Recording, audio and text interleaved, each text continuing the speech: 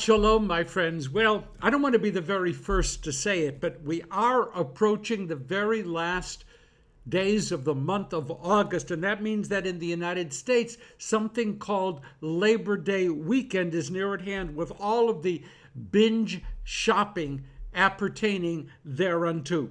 It also means that spiritually, all across the globe, we are in a period of introspection and personal preparation for the Yamim Noraim, for the High Holy Days.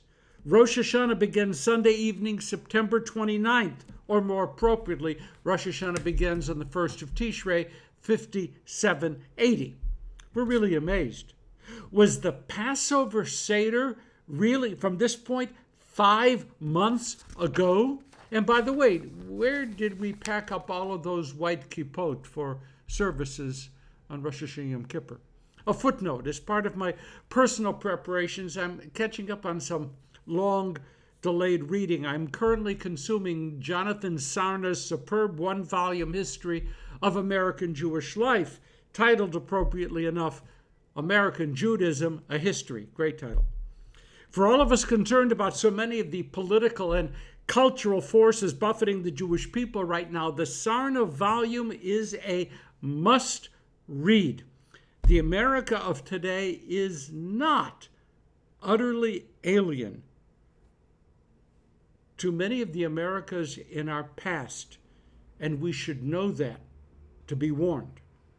Deuteronomy 11:26 and following, our Sedra is Re'eh. Moses' last hours are being filled with his final orations to the Israelites as they stand at the very borders of the Promised Land. So much to say and so very little time left to say it. The ethical norms laid out in these chapters in many ways will become the cornerstone of what we mean in 2019 when we talk about how Jews view the world, coming from Deuteronomy. Here's one of those cornerstones. A people needs physical representations of its existence. Deuteronomy and over again drives home the centrality of the city of Jerusalem, as well as the centrality of what will be God's sanctuary in Jerusalem, the Holy Temple Mikdash, Beit HaMikdash. The oneness of the Shema, also in Deuteronomy, is no mere intellectual abstraction. Not at all. One God, Shema, one God, one holy temple, one people committed in covenant to that God, centering their lives around that one city which contains the one place of worship, and holding fast to the one Torah guiding our lives. All those ones. Let's be clear. This bouquet of singularities carries with it its own singular burdens, real burdens. Listen.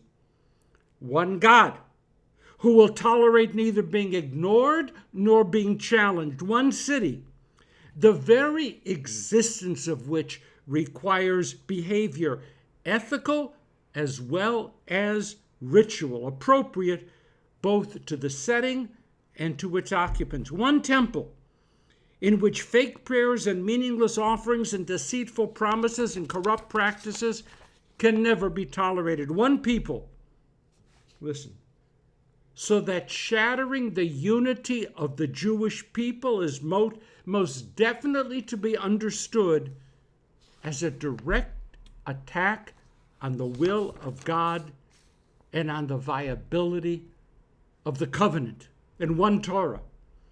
Not just the 613 mitzvot given at Sinai, but all that continually flows from them, and all that continually evolves from them, and all that is continually suggested by them, one evolving, growing Torah.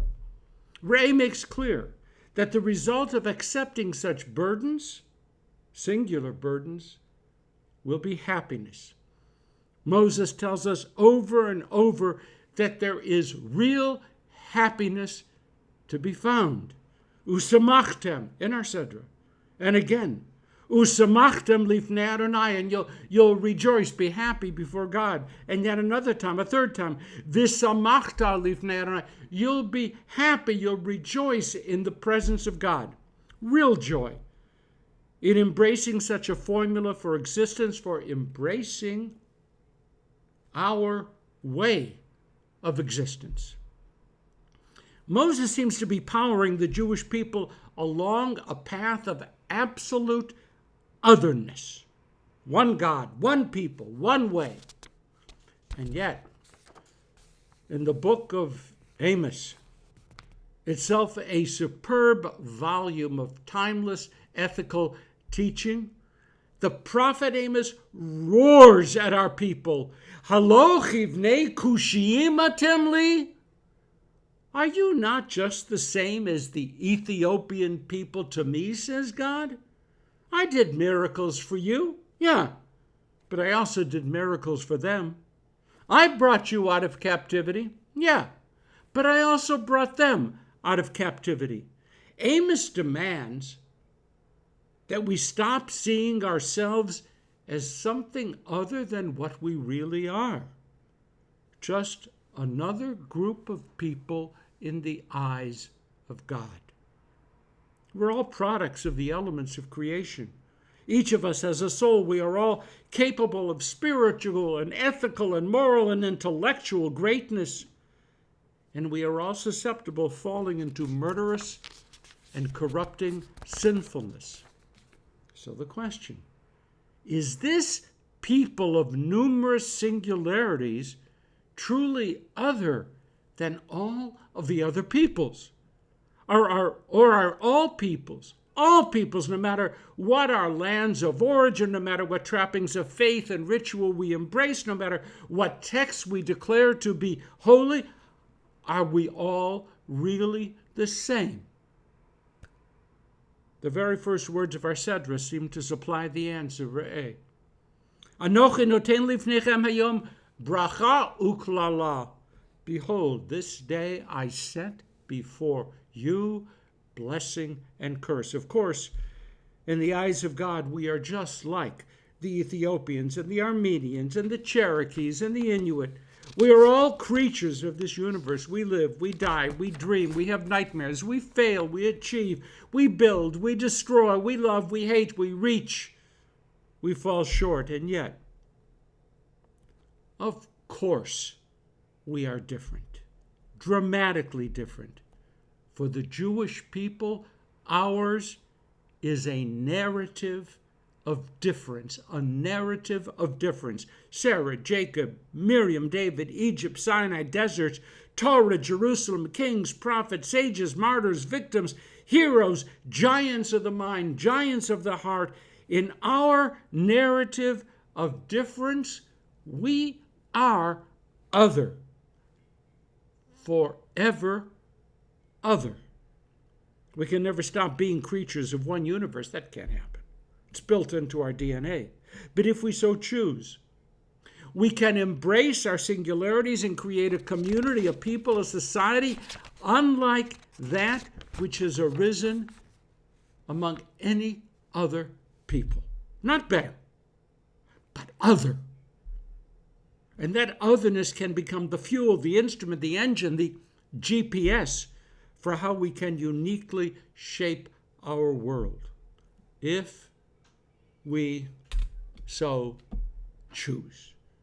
That's why our Sedra begins with the notion of blessings and curses, because they represent all of the choices that we can make. One of my secret pleasures, tell no one, is to read the New York Times Sunday Style section. I read it cover to cover, religiously.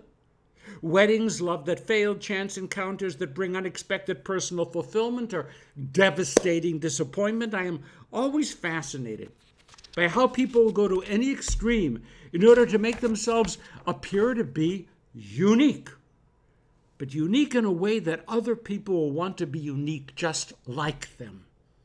We scan photos of major social events looking to see what we absolutely must have in order for us to set ourselves apart from the masses, but to set ourselves apart in exactly the same way that others end up set apart. But Torah is no Sunday styles. Torah calls us to move in directions other than those chosen by almost everyone else.